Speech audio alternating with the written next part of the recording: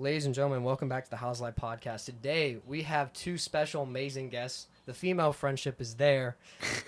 We have Molly Brown and Halie Thompson on the show today. Hey, guys. Welcome. Hey, how are you? I'm good. How's life, guys? Well, life is pretty good. I think I'm happier than I've been in a long time. So. All right. I can honestly say the same thing. That's great. It's the Christmas spirit. Yes. Oh, Yes. for sure. Oh, yeah. But thank you guys for being able to come on today. This has been something that I've wanted to do for a while. And I remember when you, Molly, had the idea of doing this, questions that guys are too afraid to ask women. I was like, yes, we need to do this. This is something that I really wanted to do for the longest time and be like, all right, now we're here. Now we're ready to ask questions. But if you guys want to introduce yourselves real quick, you guys can, and then we can hop into the questions. Haley, you want to go first? Sure. My name is Halie. I'm a senior in high school right now. I've known Jorge for over a year now. Good friends, the proof that girls and guys can be just friends and have a healthy friendship and relationship. For real. And I'm happy to be here.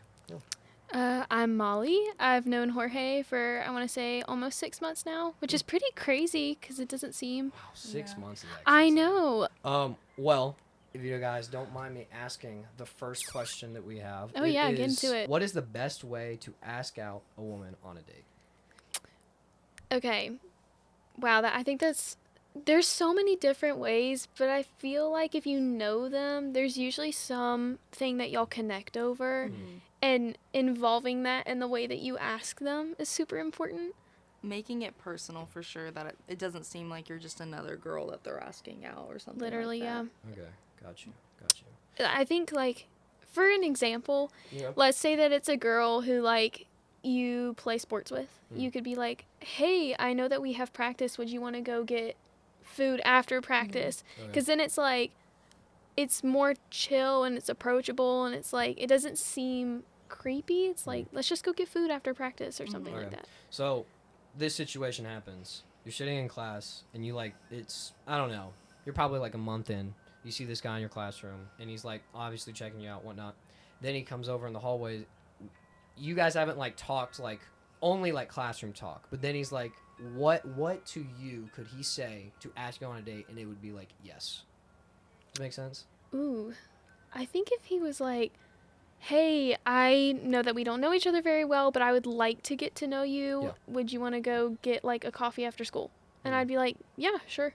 Or even just asking for your number first. Okay. I think that's a bold move. Just from going from classroom talk to going straight to a date could be a bit much depending on the girl and the guy. But asking for your number, that I feel like everybody knows that's typically if you're a little too nervous to go on a date first, do not ask for the Snapchat. No. Don't ask me for my Snapchat. I was gonna ask on this. So I don't have Snapchat, but I do have Instagram. Which to you is a better way to send somewhat of a signal hey, I want to go and take you out on a date? Would you ask for the number or would you ask for the Instagram? Phone number is more personal. Okay, got you. Instagram's fine if you've met them at a restaurant, because I wouldn't ask a guy who I saw at a restaurant and be like, hey, can I get your number? All right, okay. So this one sort of transitions into it, but this next one is, what do women usually check out on a guy? Because you're not just going to say yes to every guy. You have to have say attraction at first is attraction. How somebody looks to you. So to you, what is that? I would say that if you can be comfortable around them. Okay. Because there's obviously, there could be awkward tension and that's not attractive. But if you meet a person and then there's not, I wouldn't say a spark there, but there's oh, okay, this isn't weird. We're okay. We can be goofy with each other. We can have conversation and not feel forced. Yeah. Even just in making a friendship, that's the first thing I think, at least I look for. I'm okay, this is not too forced. In the first time seeing someone kind of vein, I feel like I'm a very short person, and I'm not saying that if you're 5'6", I'm never gonna give you a chance. I would date a guy who's 5'5", 5'6". I wouldn't really care. However, I'm 5 feet tall. I think it would be kind of weird to date a guy the same height as me. Yeah. Because I want to feel protected. I heard the rule of thumb was as long as he's taller than you in heels. That's what I've heard. Would you say that that's a basic good rule For me, I'm kind of the opposite of Molly, and like really tall guys have always made me uncomfortable. Which I have friends that are very tall, so it's okay. But like at first glance, I'm like, oh, this is a power different. Just to me personally, I'm like, I don't like this. But yeah, sometimes when a guy is like too tall, it can be intimidating, and I think that's ironic considering obviously the people listening to this don't know, but my boyfriend is extremely tall and is a very close friend of Halie and Jorge's, so I think that's just funny. Yeah, so... Oh, also if they have a really nice smile. Oh, yeah. Like, a smile is so inviting. I don't want a guy to... eye contact and a smile, because if a guy comes up to me and is like, hey, I think you're really pretty, and his eyes are, like, on the ground, I'm like, he's intimidated. Like, he doesn't have that strength I'm looking for. So the eye contact with me is super weird, because, like, I feel like I could be pretty good with eye contact, but I don't know when it's just, like, I'm staring straight into your soul. So I don't know where it's, like, the difference, like, when to be like, okay, you need to stop staring at me, and then, like... I feel like a good rule of thumb is if the girl starts, like, looking away, like, you can tell it's, like, she does not want to, like, this is too much. Okay. Like, if you're... Okay. Like, for me, if I'm making eye contact with someone and they're just, like, I feel like they're looking to my soul, I'm just, like, looking at any corner of the room for a second. I'm just, like, You're like, I need a break. Yeah. Because sometimes it's, like, oh, my gosh, you're looking... Eye contact is so, like, intentional. Like, somebody giving you that is very much, like, there is an intention there, and it tells you a lot about... that person, because if they don't want to look at you, sometimes I'm like, do they really want to look at me, or do they want to look at the outward? Sort of transition almost. You said that there was like I said, there's like staring into your soul, that's awkward. What are the creepy things, almost like the most common creepy behaviors that guys would have or would do that makes them like unattractive? The people with blue eyes meme. I'm just kidding. That's what that made me think of. Let's go through the ick list, shall we? The ick list. I've got a little story. One of my friends, there was a guy interested in her, and so she was leaving band practice, and he, like, waited by her car for about 20 minutes. Yikes. And, like, didn't say anything as she was walking towards the car. He was just kind of awkwardly standing there, and then, like, she was 5 feet, and then he said hi, and I was like, that's a little, like, that's too much for me. And it was nighttime. Like, if that was during the day. Oh, that's a lot of tension. Waiting outside of their Nighttime is classroom. wild. That's different. But daytime, like, I was like... After band, I'm like, ugh. I think an ick is when they have a different personality around their friends than they do with you. Like, if they seem like they have more energy and more fun with their friends than they do with you, I think those energy levels need to be the same, or they need to seem like they're a little more energetic when they're with you. That's a personal preference, too, though, because I know some people don't really want somebody super, like, energetic, but I'm like, if there's, like, a disconnect between how much fun you have with me and how much fun you have with your friends, then I'm like, why are we? Yeah. Yeah. All right, well, one of the biggest questions. This one was sort of like an Instagram sort of asked. But also, this is one of my biggest questions that I've had. Yeah. What do women talk about when you're on a date? What do women talk... Like, okay, we'll just say group date, whatever. Like, you're double all date. On double date, whatever. There's a lot of guys and there's a lot of girls. When the women all get up from the table to enter in the restroom, and they're like, yep, we're going to the restroom. What do you guys talk about? Emphasis on we are going to the bathroom. Yeah, I know. Like, oh, I feel like this is so personal. Honestly, it could be like a billion different things. I think a lot of guys, they think, oh, they're talking about us, and it's like, honestly, we could be. We could be talking about how someone's shirt doesn't fit them well and it's uncomfortable. Or, majority of the time. You know, I don't want to say like we're always talking about our hair because that's superficial, but like. I mean, yeah. Sometimes it's like anything. If it's like a first time group hang.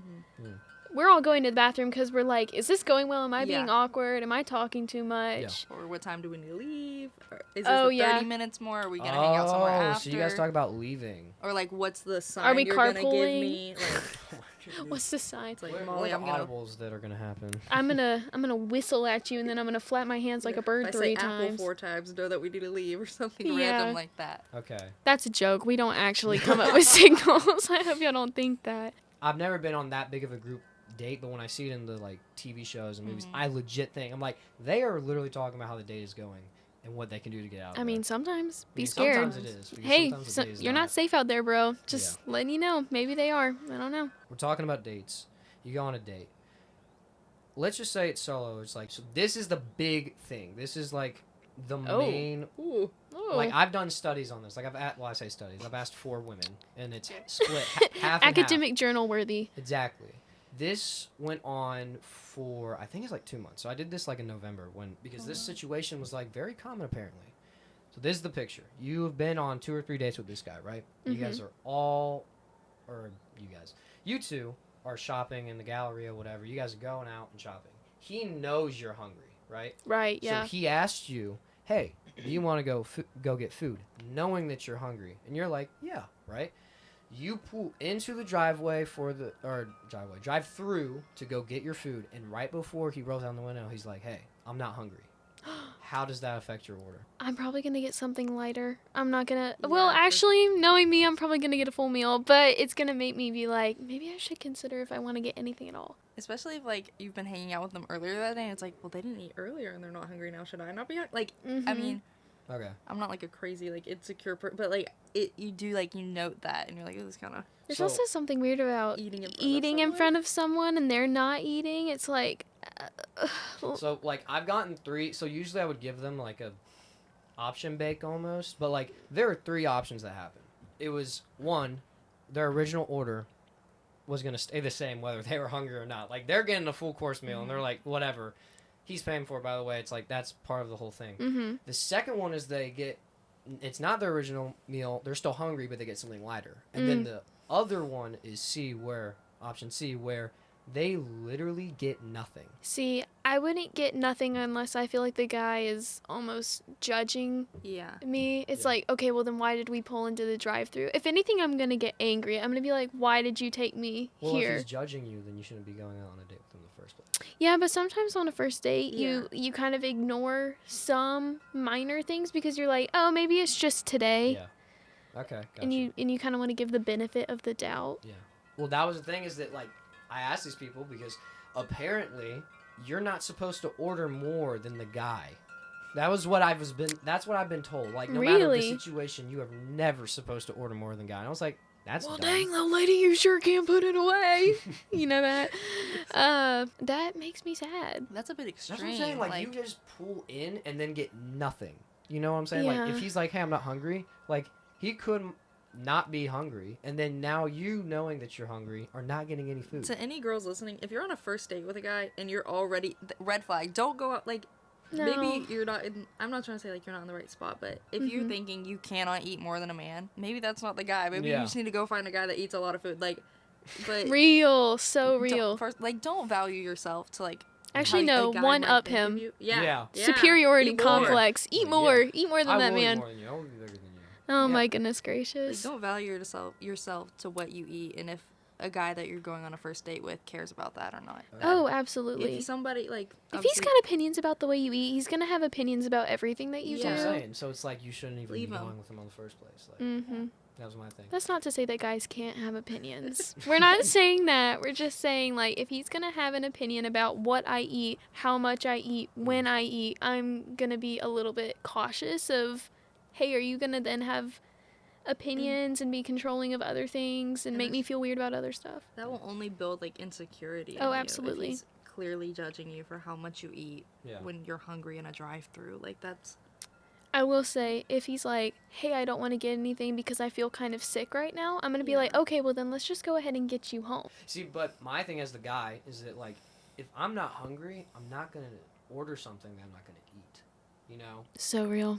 Like, I'm not gonna... That was one of the things, is because I always ask the guys a question, too. It's like, okay, she orders. Are you going to be, like, judging? They're like, no. She's like, order the food that you want to eat. And then, you know... I've not had an instance when they're like, yes, I'm judging her. Like, that's, like, when I'm like, all right, buddy, we need to stop going on dates and work on ourselves a little bit. But the thing that I would say is that you would order something lighter or no? Depending on how hungry I am. If it's like, hey, do you want to go get food? And I'm like, sure. I could eat. No, like, you're hungry. Like, if I'm starving, there's nothing. Brother, you better believe I'm about to get a full meal. Hey, if I'm starving, I don't care. I'm going to eat. Okay, got you. So is it going to be awk? Yeah. Maybe, but too bad. I'm going to eat it. Someone offers me food, and they're like, all right, I'm not hungry. I'm like, that sucks. I'm getting myself to eat. Yeah. But, goodness. But no, the other question is when, like, sort of like diving back into it almost, but like, when is the sign that we know, okay, she's actually not hungry or she is hungry? Like, when you say, I'm not hungry. She getting angry? She getting a little If she's hangry. getting angry, you If order? she's like me, she's getting hangry. Mm-hmm. She is about to rip you a new one if you don't get her food soon. But she says she doesn't want any. Then get her a medium fry, because it's not that expensive. When in doubt, medium fry it out. Gotcha. Okay. Put that on a t-shirt. Well, Jorge, if a girl gets a meal bigger than you, how are you reacting? Okay. Yeah. I mean, well, are you about to one up her? Be like, okay. All right, I'm getting 2 Big Macs. No, like it just depends on if I'm hungry. Because like if I'm hungry, like I'm offering. My thing is that if I'm offering to buy something for you, I really don't care what it is. Now I don't go ordering the whole menu. Like eat what you're going to eat. Like don't like But like I don't care. Like I care less. Well, what about paying on the first date? Do you think that you should pay for the first date every time? I would say if you asked, yeah. But well, here's the thing, is that I got asked to Sadie's, and this is what I got asked to Sadie's, right? And she insists on paying for the first meal, like insist, and I'm like, no, like let me pay for it. And we're not this isn't like a McDonald's, like this is a bougie restaurant. Like what I would be getting would be like $40. Yeah. And that's not even including the tip. So I'm like, let me pay for my part at least. And she's like, no, pay for your whole thing. And I was like, wow, that was nice. Boss woman. Literally, girl boss. but like, I don't know what to do in that situation. Do I let her pay for it? You let her pay. You know why? Because Why? the whole premise of Sadie's is that the girls ask the guys. Okay. And out of respect for, like, you are a guest, you have been brought in, you let her pay. And also, my personal philosophy is if I ask a guy on a date, I will pay. Because it's like, I have asked for your time, and you shouldn't have to pay for that. That's a bit kind of ridiculous. Especially for first dates, because typically they're like at coffee or like running. Yeah, it's inexpensive. It's not like crazy. Yeah. Yeah, sorry, I'm not taking you to, I don't know, like Red Lobster on the first date. That's still kind of crappy, but it's a higher end. Like, also when it comes to paying for dates, I think that it should be even. Like, I think that the guy should pay, and then the next date, the girl should pay, and then the guy should pay. Like, you know, like, I think it should be even, because I don't want him to pay for everything. But like the first date for me, I'd feel like I'd still want to pay. Right, yeah. I would, if the guy asked me, then I don't want to say I expect him to, but if he didn't, I would probably put that down as he's not a Southern gentleman. And we love a good Southern gentleman, ladies. I was going to say, like, for me in my relationship, that's, like, something that he wants to do. And he's like, that's how I think I should do. And I'm like, okay, well, if that's what you think, that's fine. Like I don't have to spend any money. No, I have to. No, I'm not going to complain. But it's like, I think it's different if someone, but also I'm not, like, I pay for stuff. I'm not saying I force them to pay for a thing. But if someone, like, insists, like the girl at Sadie's, she insisted. And she kept insisting. That's my thing. Is like, so it's I like, let pay her. For it, Did you let her? What do you mean did I let Did you let her pay for you? I'm still like fighting her on it right now. No. Like, let me pay it. No. Like if she wants it to happen, let it happen. Hey, get a free meal. That's what are you talking expensive. about? Do you know how much that costs? I know, but Jorge, are you driving? Yes. You're making up for it in gas money. No, I'm not. I'm not spending like $120 on gas right now. Like she's not. No, like she's paying for my ticket and the dinner. And that was her choice. I mean, I paid for my prom date's dinner and ticket because I invited him. Like that was just because it was like, you're right. You're having to like rent out a tux and all this stuff, and it was like, I will pay for the dinner and the ticket. Okay. So it's the same thing. She's just being nice. I think that's actually smart. The general rule of thumb should be if you asked, then you should pay. Then you should pay. Okay, I like that. I think that's actually, for all the guys listening, you need to write that down. Write that down. Write that down. This feels like an ASMR mic all of a sudden. I'm like, should I do taps? And sorry, I'm not gonna do that. Little intermission ASMR break. The girlies love ASMR.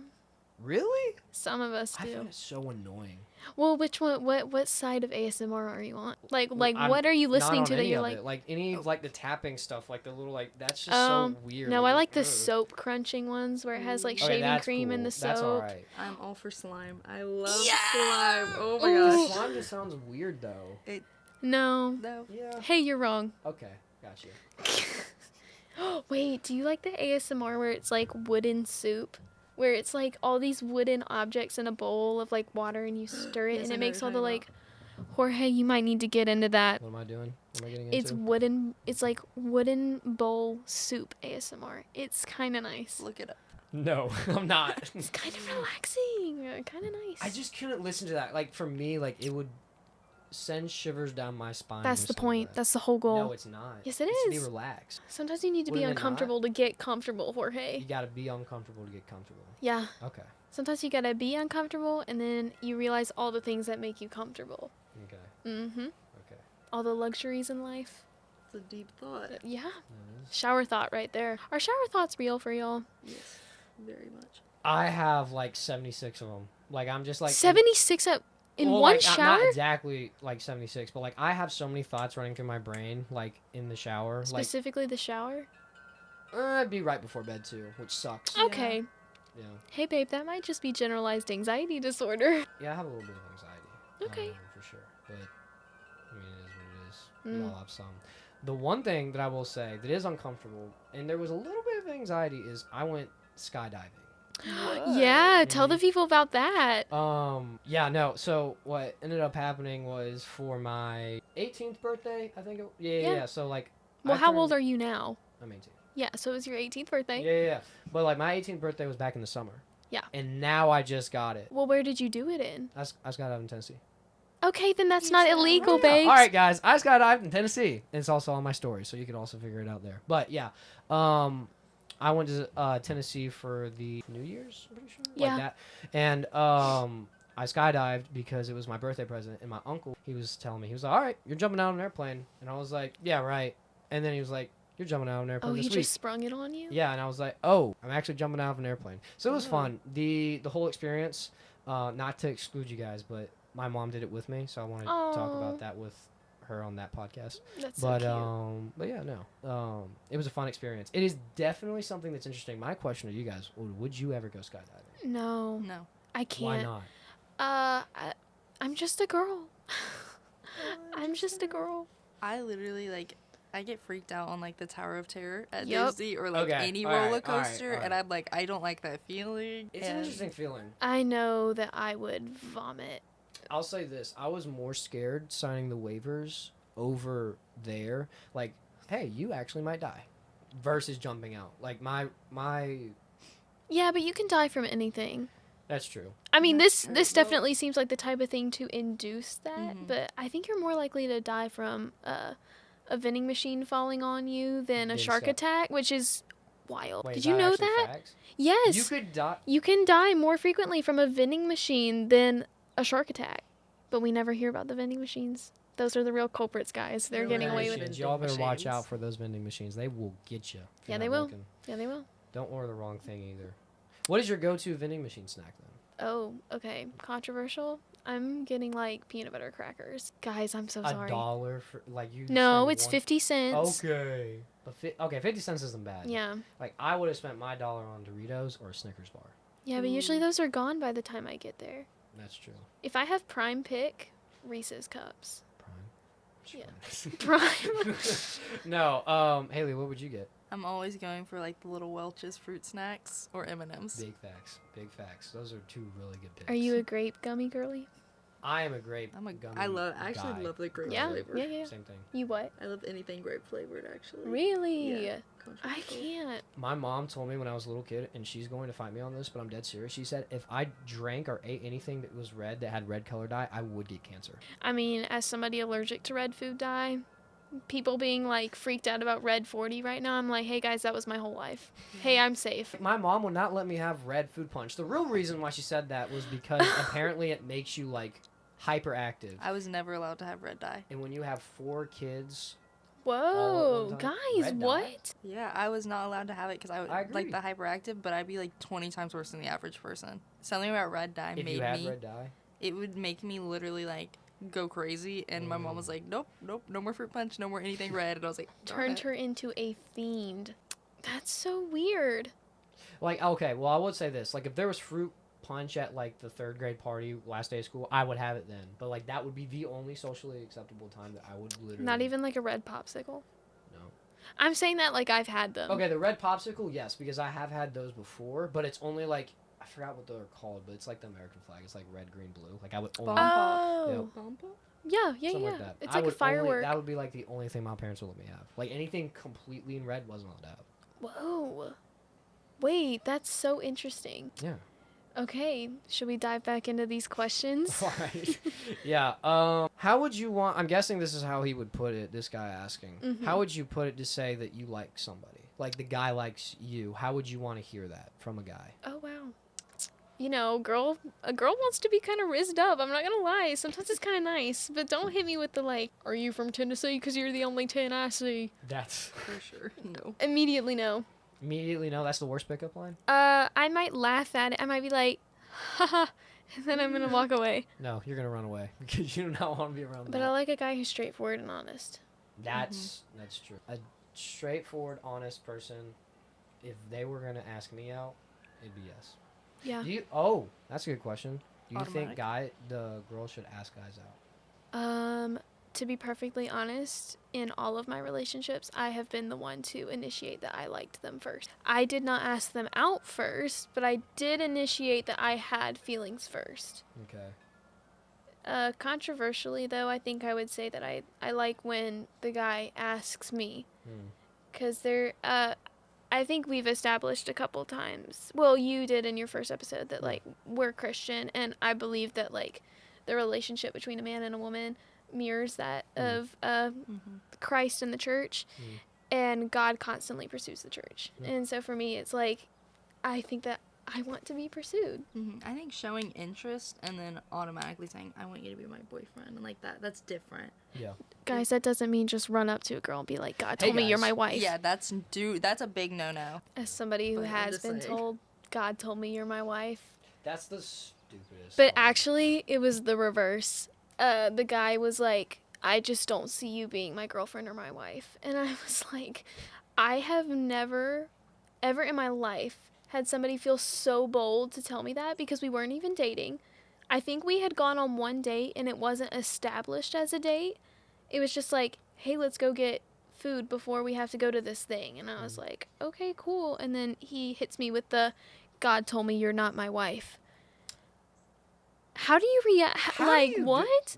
What did you do in that situation? I just was like, okay, I'm not asking you to give me a chance to be that, but, Yeah, I feel like by doing that, you're kind of ruining the friendship. Like, yeah, there's like, maybe he's like, hey, just so you know, this isn't going any, but he could have said, hey, just so you know, this isn't going any further, and not the whole. Right, it was the lack of communication up front. It was like, I never asked if God told you that I was your girlfriend or your wife. Like, that's so odd. He could have said, hey, Molly, how do you think this is going? Oh, I don't, like, agree. Like, that, Yeah. You didn't have to, because you could have just wanted to be friends, and he's saying, like, by the way, Yeah, he's insinuating that I wanted more. And I was like, you never asked me. In marriage, not just marriage, like. Guys, we were way too young to be. I think what I would have done was like, all right, cool. I would have been like, actually, what I should have done is just game pigeoned it, sent 8-ball, and been like, word, 8-ball. How do you ask? How do they feel? So, like, for I'm guessing this guy's context would be like, you're in a bad mood, and he obviously knows it. How can he approach you and be like, hey? Like, how can he comfort you in that situation? How can he say, hey, are you okay, without it being, like, personal? I would say maybe being like, hey, I noticed that you were doing this, and it's not your normal behavior. Are you okay? If this is someone you're dating, I'm guessing, or if is this like a person that you barely know, or like someone you care about? Yeah, I would say, I would think it'd be somebody that you've just met or something like that. I don't know this guy's situation. I think in the sense of if it's somebody that you're in a long-term relationship with, then you can kind of pick up on patterns. For example, my boyfriend, he knows that oddly enough, I clean really obsessively when I'm like super anxious. Haley's giving me the eyes right now. But when I'm mad, if I'm like, sorry, if I'm angry about something. So mad. If I'm feeling strongly about something, I'm like, I need to clean, because it's very much a philosophy of like clean space, clean mind. Yeah. Oh. So I do it kind of like to be productive, and also just to like, if my space is clean, then I feel like I can do the work to clean out whatever's going on inside of me. And I remember I FaceTimed him, and he saw that I was like actively Cloroxing the counter, and he was like, you are anxious? And I was like, what are you talking about? And he was like, you only do this when you're anxious. And so I think picking up on those little things really tells your partner that like, I see you, and I see that something is obviously upsetting, So if it's a long-term thing, I think maybe doing something that makes them feel better after they go through that weird pattern. It may be like, oh, they're cleaning a lot. Let me get them like a little ice cream or something, because I know that might cheer her up, especially if you're non-confrontational. Yeah, you don't have to be straight up. I know you're going through something. Tell me. I know you're going through something. You can be like, hey, what's something stress-free that will take your mind off whatever's happening? Because I can tell something's going on, and you don't have to tell me about it. But if you want to, I'm here. Yeah, or sometimes just like getting out of their space, being like, hey, I'm going to the store for a minute. Do you want me to go pick something up for you? Saying that like we're married. I don't mean it like that, but what I mean is like if you know that you personally are going to the store, being like, hey, I might drop something off at your house later. Or actually don't even tell them. Sometimes the surprises are really nice. The surprises that come out of nowhere are so nice. A good surprise would be... Well, I mean, a good surprise what would be date. a good surprise? I have a question. What is the best go-to, hey, where do you want to go eat? I know this is kind of like personal preference, but what would you say would be the best go-to eat place? Whether that be a date or that's just you guys catching up or doing something. Like, what food is the go-to place in your opinion? I think tacos are always really good because there's something nice about how chips and salsa are kind of like a conversation starter kind of food. You automatically have an appetizer, so you're not like hangry at each other or like, gosh, why is this food taking so long? Because you can just like eat on the chips and stuff. And also Mexican food is so versatile. It is. Isn't that random? It's really random. Mine, I think, is really random. Yeah. But I'm trying to think of all like the little dates I've done. And my favorite was we went to Buc-ee's. Because we both, like, could not decide on a place. And we just went to Buc-ee's. And, like, it was more just, like, a little trip. And it was exciting. We were in the area. We didn't drive, like, to a Buc-ee's. But it was just, like, fun to go, like, walk around Buc-ee's. And you can really tell a person how they react to the strong How they react to all the things. My mom refuses to go to Buc-ee's because it is the most stressful place inside of there. I will admit, it is anxiety inducing. The strong lights, there's like a billion people there, and then it's so. I honestly also all think the jerkies. restrooms are overrated. I think that the restrooms are overrated. Now, is it like, Whoa. Listen, I know that's like what they're known for almost is like their restrooms are like super cool and whatnot. Oh, they're clean. They went inside, like I've been inside there, they're cool, but like, is it that cool? I think it's just the amount of that is true. There are individual stall. There's no wait. I've never you had. can just go. Yeah, I just like I don't know. Like I don't know what the big hype is about it though. Oh shoot! You know what would be so fun?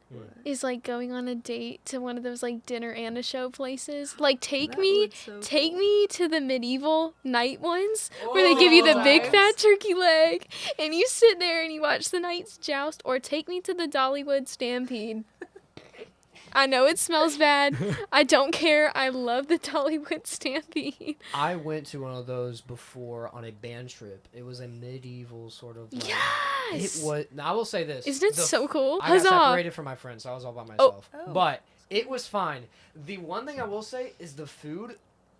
It's kind of banging. It's mid. It is so mid. The food is like not. He's never had Dolly's home cooking. Okay, I will also say this. I was very upset about everything as I was separated from my friends. So everything wasn't cool. I guarantee if I was with my friends, it would have been a great experience.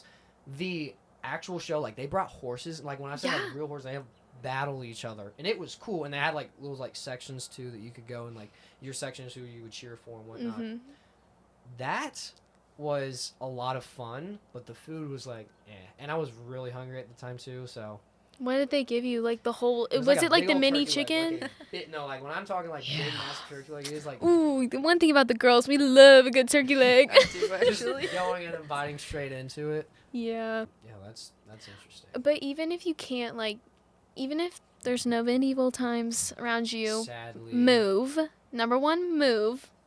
Number 2, I think what's really fun is doing almost like a, what is it called? Have y'all ever had progressive dinners at your church?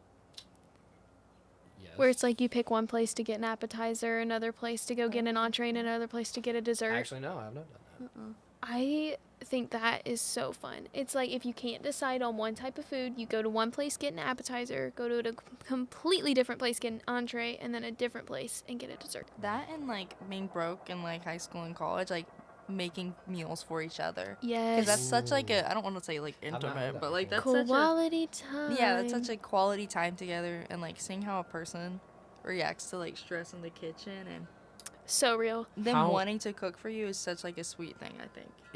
How important is it that he's a good cook? Like, how does that impact your relationship? If he knows how to cook. If he can cook. Hold up. Let me stand up. Let me get out of here real quick. No, because that's what I've heard. I've heard that women like a guy that can cook. And yes. me being completely honest, like, I only know how to make, like, certain meals. Like, okay, but are they good? Is ramen noodles good? Well, how are you preparing the ramen? We got an egg on there or what? It's legit just out of the package. Okay, but I will say this. Okay, let's imagine that you're going on MasterChef, right? What are you making them? Some like. What are you like? Hey chefs, this is my specialty. Like for me, like wings are good, so like I'd make some good wings. Okay, banger choice. And then maybe my mom's homemade burritos, because those are pretty good. So, no, but like again, compared to what all these other guys are making, I'm gonna. No, because like with the homemade burritos, and they're like, oh, this is like your family. Mm-hmm. The girl must seem important, or think that sounds horrible, but like she thinks she's important. No, I think that's valid.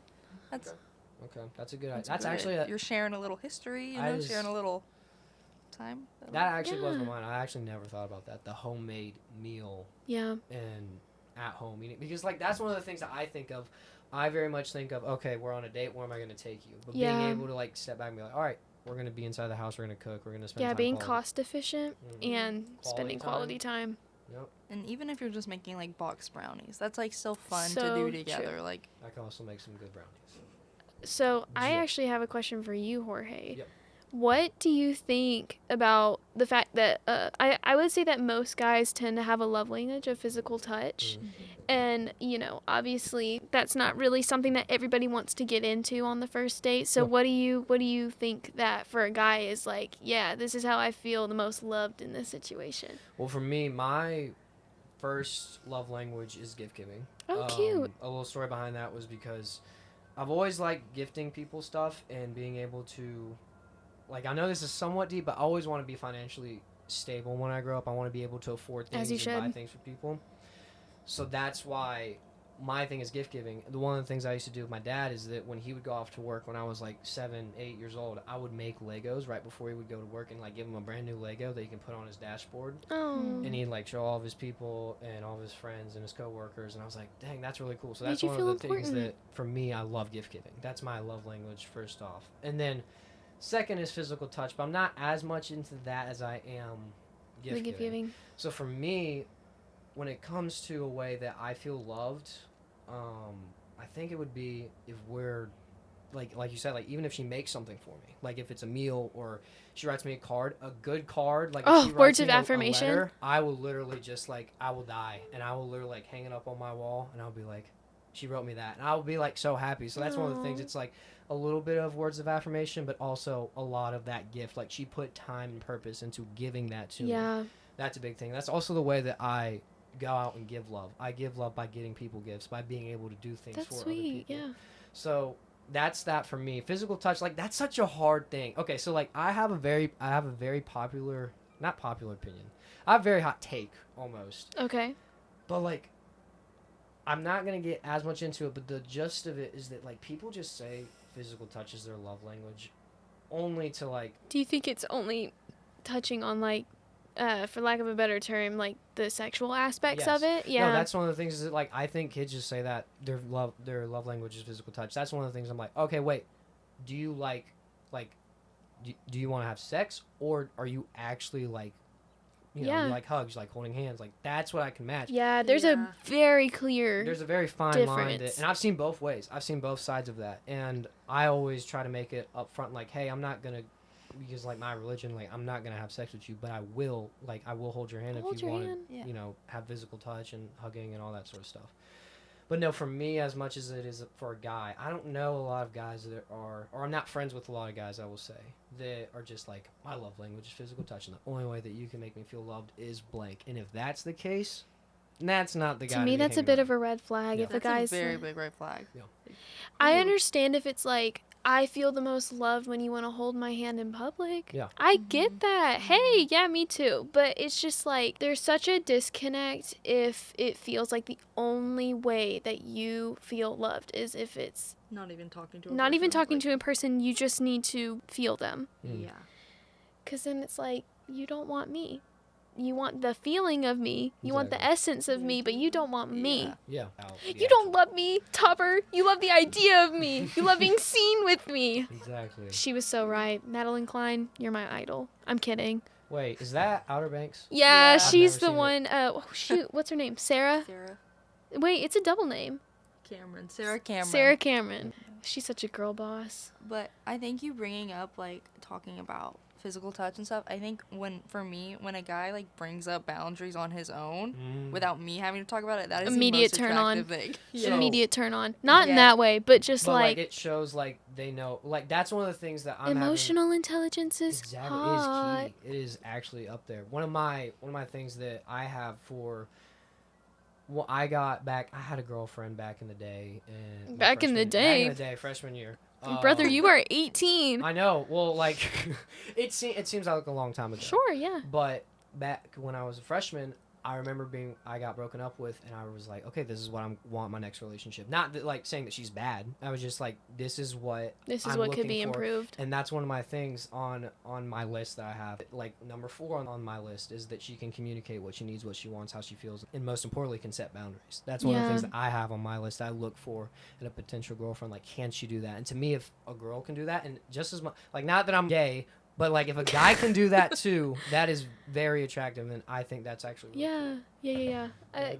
Hey, honest is hottest. Mm-hmm. Communication is key. Hey, there are so many slogans for all that type of stuff, and it is very, very true. I also think that, like, I touched on it with Evan a little bit, but, like, being able to communicate is such a big deal. I feel like in 2022, one of the biggest lessons I learned was that, like, communication can make or break any relationship. Yeah.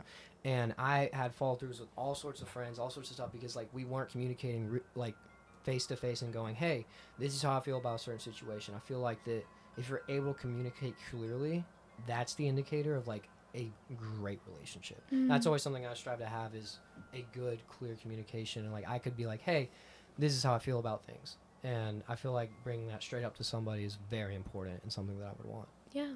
Halie, what's your love language? I know we were just talking about it, but my main 2 are it's physical touch and words of affirmation. Yeah. Actually, so.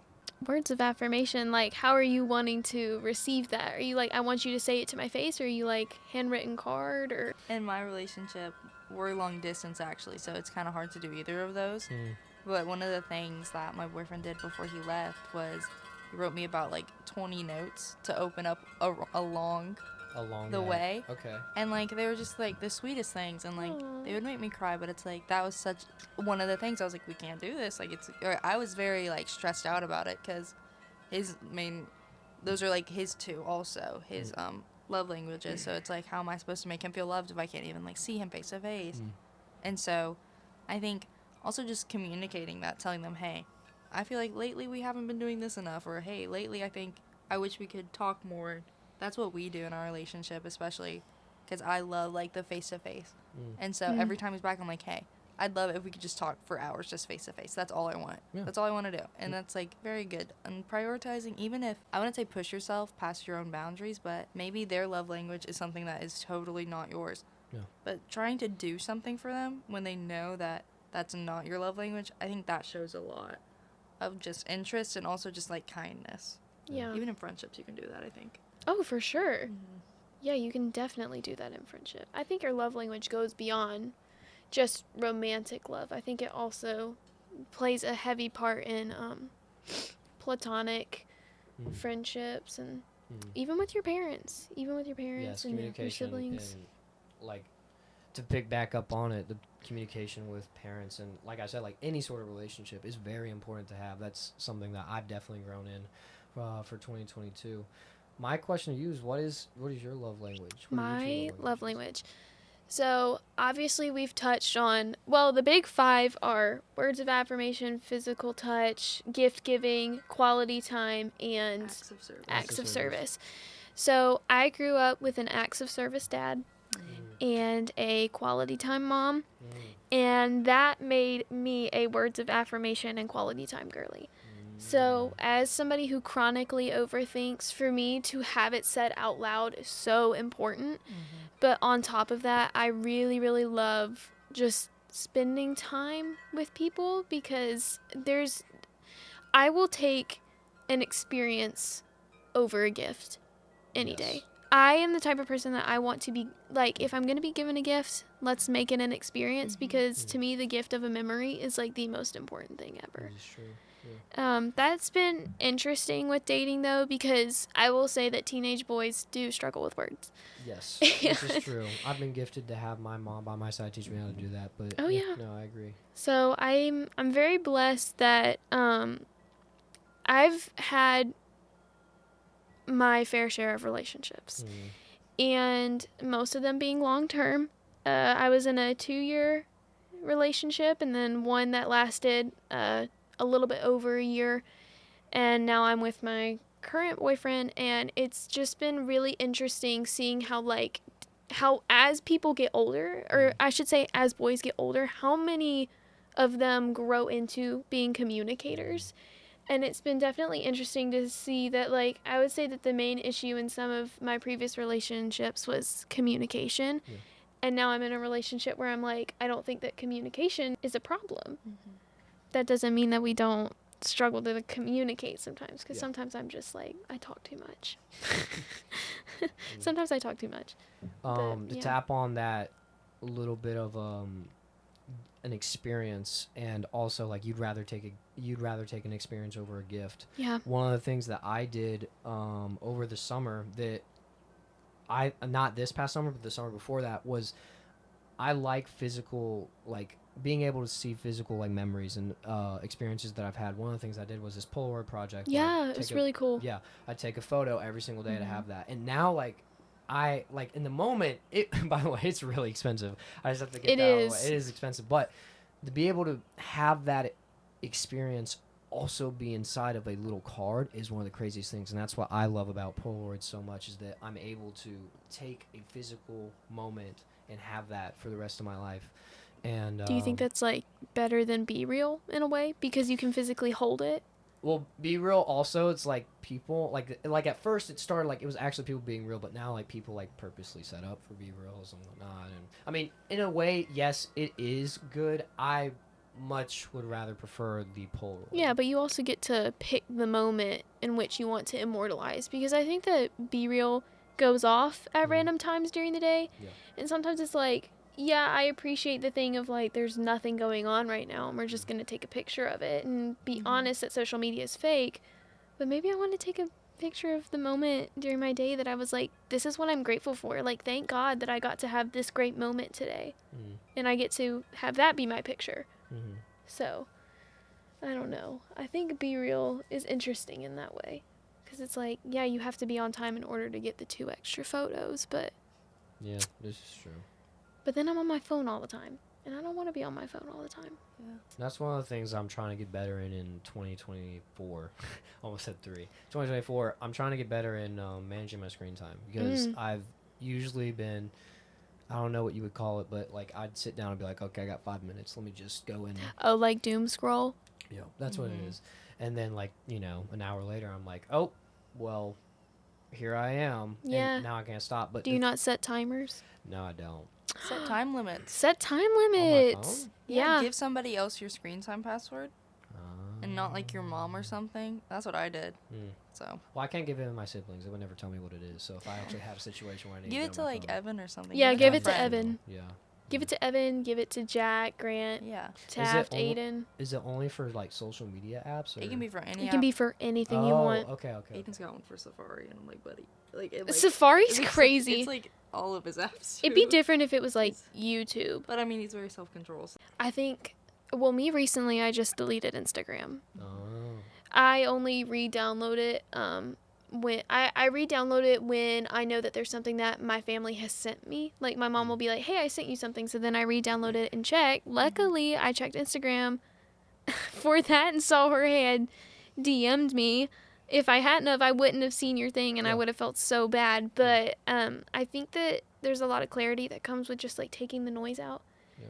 And that's not us trying to be like, don't have social media. Don't use it. I would agree, because over the summer there was a situation that happened where I realized, like, how badly I was on social media. And I remember for the month of, like, I just didn't need to be on it. So, like, I think I don't know what part of July, but it was like right when July happened, and then I think it was till school started again. I was not on Instagram. Like I deleted it, and I was like, and that to me was the greatest time. The Jorge was taken, was inactive. No, like that was one of my things. Is that it was just like I knew I was not supposed to be on Instagram, and there were things that I had to work through in the real world to like deal with that stuff, and I was curing it by having Instagram, and by deleting that app and taking it time away from that, it gave me the opportunity to self-reflect and like again read the word and be with friends and being able to be inside of a moment. And it really helped. It's one of those things where it's like, oh, well, you can't just whip out your phone and like scroll through Instagram when things get boring. It's like you got to find something that you got to do, which I like. And that's one of the things that I would also recommend to people is that like if you're noticing things in your life that are like impacting you and the only way that you go through them is like going through social media or liking other videos, I would recommend like even if it was for like 4 hours, fast from it, purge it. Just go and delete it, and you can re-download it. You'll get your stuff right back. And if you're worried about losing the login information, I'm pretty sure that you can email it to yourself, or there's got to be a way that you can like check all that. Yeah, I know that I have an Apple, so like you have an Apple? Yeah, well, not an actual Apple. I have an Apple. I have a pin. My stuff already saves on my phone, so I should be able to log straight back into it. It's like once I type in my username, they're like, "Oh, is this the password?" And I'm like, "Boom, there you go." Yeah. But no, I agree. Social media is something that it can impact you a lot and especially if you don't think about it too. Yeah, I think it's just so sad how I understand that like we are obviously Gen Z, if y'all didn't know. And there's this big attitude online that's like Gen Z not having what's it called, like iPad kids? Like we've seen how iPad kids are kind of like evolving. If you can even understand what that is, I urge you to Google it. I think it's very interesting to see how technology can just like shape your brain from such a young age. And like the younger you give a kid a screen, the more likely they are to be like irritant and just like very irrational and aggressive almost. I just think that's so sad because I think I even see in my own life how sometimes being on my phone for long periods of time can just like wipe me out. And to imagine that happening to like a 4-year-old, the lasting impacts on their brain has got to be insane. I cannot even imagine. I've not seen any research to like back that up, but I guarantee you that like there is an impact. I will agree with you on that. How drastic is that? I guarantee you it's probably pretty bad. Yeah. I just remember back in the day, I wasn't allowed to have like screen time. Like I got my first phone when I was 16 years old and I learned how to drive. So you got he needed that GPS. all of us growing up in this era, when you have your family and you have your kids, my question would be, when are you going to give them access to, we'll just say first in a device? Because like my first device that I got, I was 7 years old, I got a DS. And my first actual like real can communicate device I got when I was 11, and that was an iPad. And I had that all throughout my freshman year, I think I would have been in 5th grade, and I had that all throughout middle school and my first year of high school. So like I would pull up to school and I would just whip out my iPad mini too, be like, "Hey guys, I gotta go text my mom," or something like that. On the iPad? On the iPad. Oh no! I would get made fun of a lot. But then my first actual phone I got when I was 16, when I was starting to drive. All that to sort of circle back to this question: what age would you give your kids certain devices? Have you thought about that? I have thought a lot about this, like seeing the iPad baby like trend and all that, but I think a kid should be a kid, not for as long as they can be, but for I think as long as they can be. Yeah. And then I think an iPad, that's not like necessarily bad, because like also as a parent you can make restrictions. You can and set that's your the job to time say limit. like, hey, you shouldn't be on your iPad all day. And like middle school I think is a good time for that kind of thing, because like there's art and you can draw on it, you can listen to music, watch videos, and like I said, you can make restrictions. And I don't think you need a phone until about like high school. Yeah. Like I had one I think throughout middle school, and I was like, I literally don't even know what to do on this because I don't like I don't really use it. But I think high school, when they're in a different school and they're meeting new people and starting to like they may have friends that drive, it's like that's when they may probably need to have that. Yeah. For safety reasons. Yeah. For safety reasons, for sure. I would 100% agree. You? I think me personally, I grew up the like go play outside Same. kid, like go get dirty, Yep. rub some dirt in it, grow up. I'm kidding, don't grow up. But Did your mom ever lock you outside and you had to play for like Yes. a certain Yes. I had like 3 hours was the minimum. My mom would like legit lock the doors and I would have to go play outside for 3 hours. Yeah, I think that it did a lot. I know that there's probably a lot of people who are going to be up in pitchforks about like, well, your parents shouldn't have been locking you outside. To be honest, it did a lot for making me be creative. Yes. And as somebody who is very creatively driven, like I'm literally an art major, I don't think that I would be as creative as I am if I didn't spend that time outside. So I think that like for me personally, I might have my child have a phone when they enter middle school, but it will only be for the purpose of texting and calling. Yeah. And you know, if they want to play a game with their friends, like, yeah, we can have that on the phone, but I'm not going to let you have social media until I think the end of 8th grade, because that's when I had it. I got Instagram as my first social media thing. Y'all hear that plane? What? Y'all hear that plane? Yeah, I do hear the plane. I got my first social media app. I think, it was Instagram, and I was 17, so I had to wait a while before I would get that. But no, I think it's actually very important to grow up and sort of, because like me and my brother, we were raised completely, in my opinion, I was raised completely different than my younger two siblings, because they grew up with like sort of like devices and their sort of stuff, so they have stuff that they have to deal with now with their devices. My mom versus me and my brother, who are pretty much more relaxed on the side of devices compared to my siblings. Me and my brother Alex, we would, when I tell you, we would be outside for hours. Like, we would literally, like, we are probably the most, especially him, he's also a very creatively driven person.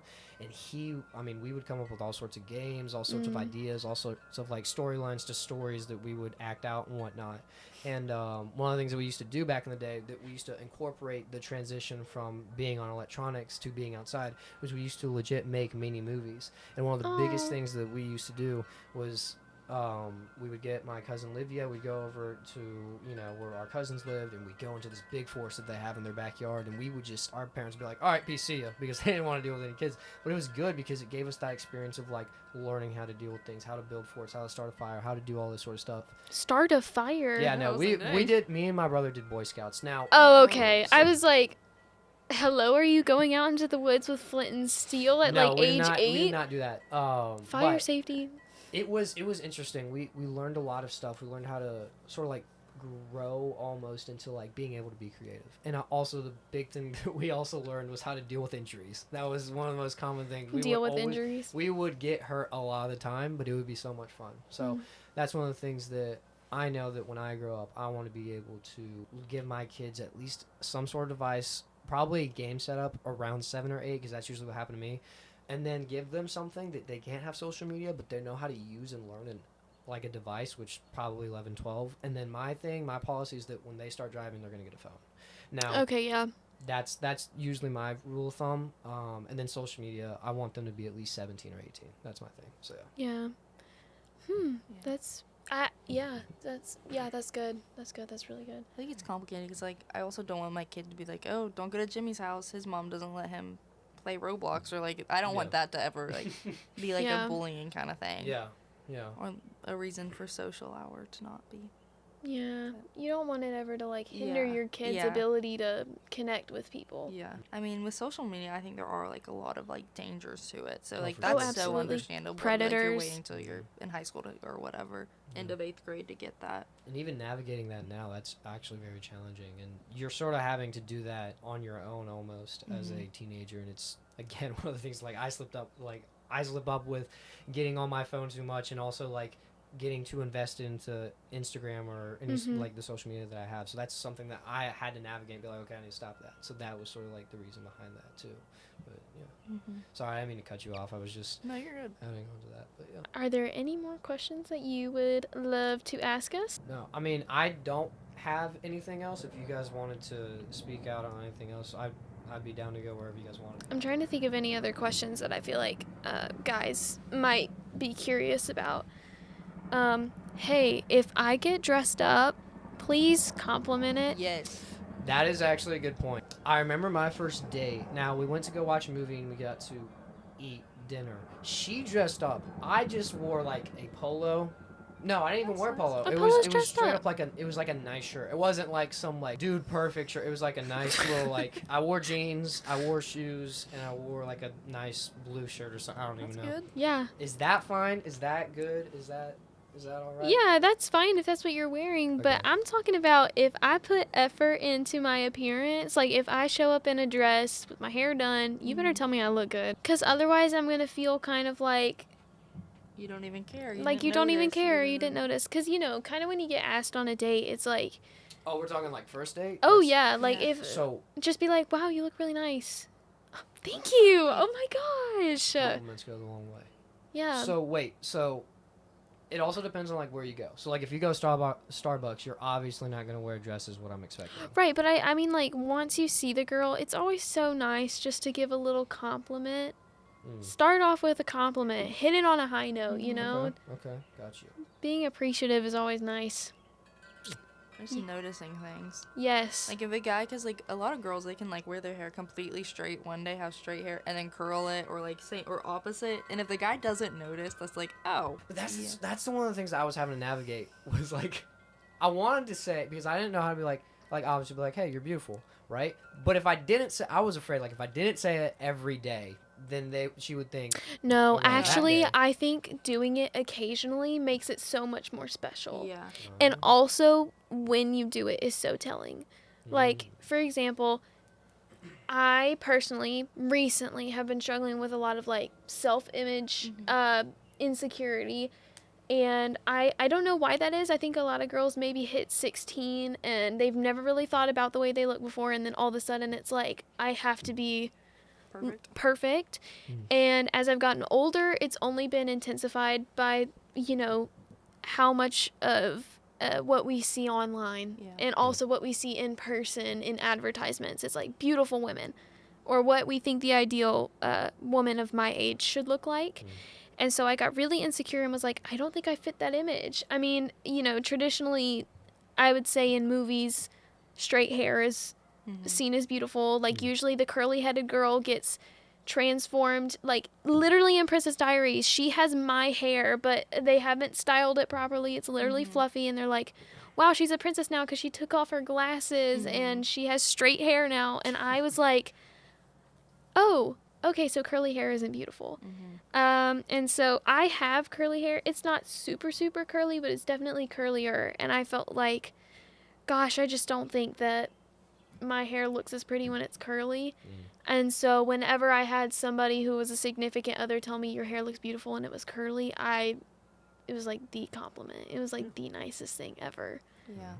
But also tell me that I'm pretty with straight hair Yeah. too. It's also important. And that's in the effort. Like my boyfriend, he only likes my hair when it's natural, and I don't really like my natural. Not in a weird way. For But, those yeah, of you not who are in, about like- to say it's controlling, No. it's not. Not only, but like he Yeah. loves it when it's natural. And Looks so good, yeah. if I'm ever wearing natural, he's like, "Oh, I love your hair."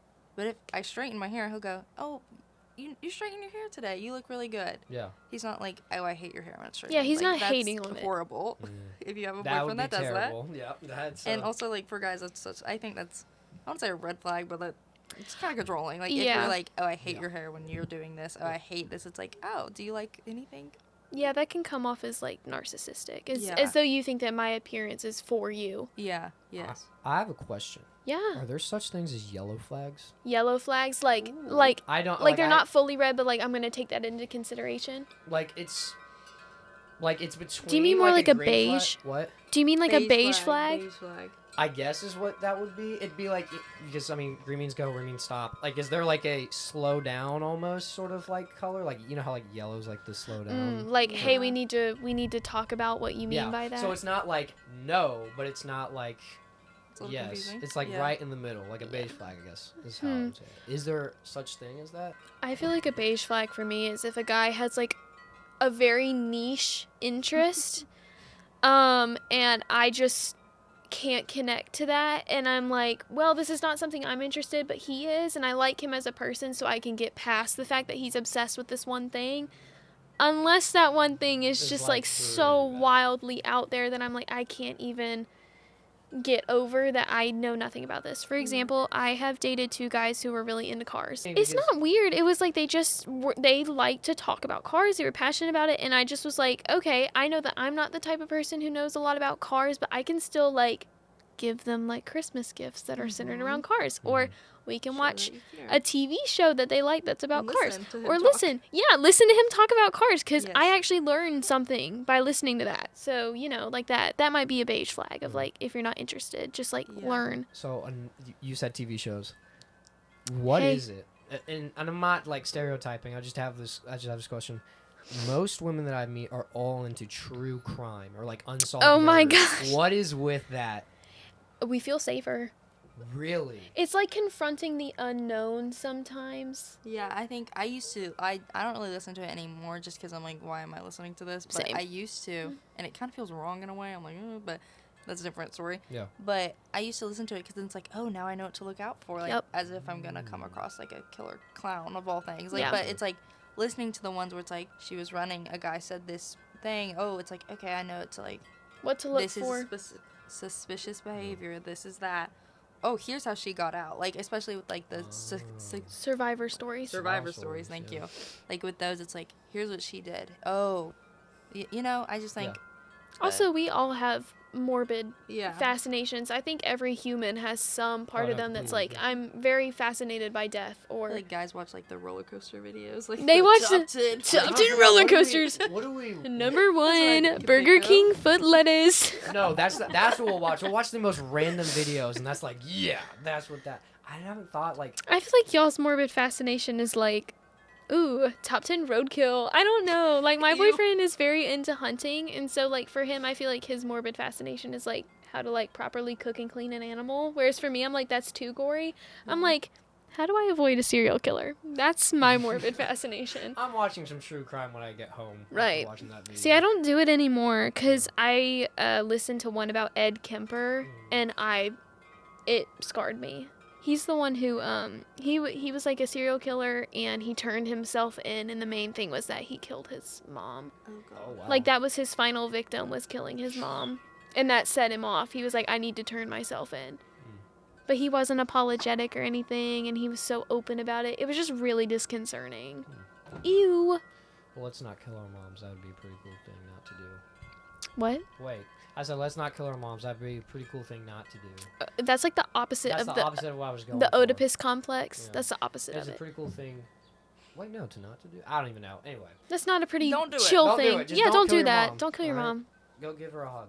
Physical Yeah, touch. give your mom a... language. Hey, guys, if you're listening to this, get up. Hey, if you're driving, hands off the wheel. All right. Close your eyes. Jump out of the car. Out of the car. Go hug your mom. Exactly. Reroute. We're hugging our moms. Exactly. Go hug your mom. Yeah. I think that's it. I think we're good. All right, we're good. All right. Thank you guys for being here today. I want to do this again. It's amazing. I love having you guys on. Thank you for having us. Yeah, thank you. Yeah. With that being said, guys, thank you for listening to today's podcast. Make sure to go to the YouTube channel, subscribe. Also, you can go follow the Instagram at The House Life Podcast on Instagram. Make sure you do that. We're going to have a bunch of stuff being added on. We're going to have a bunch of special guests coming over. So, yeah, it should be great. Anyway, with that being said, thank you guys for watching, and I'll see you guys later. Bye.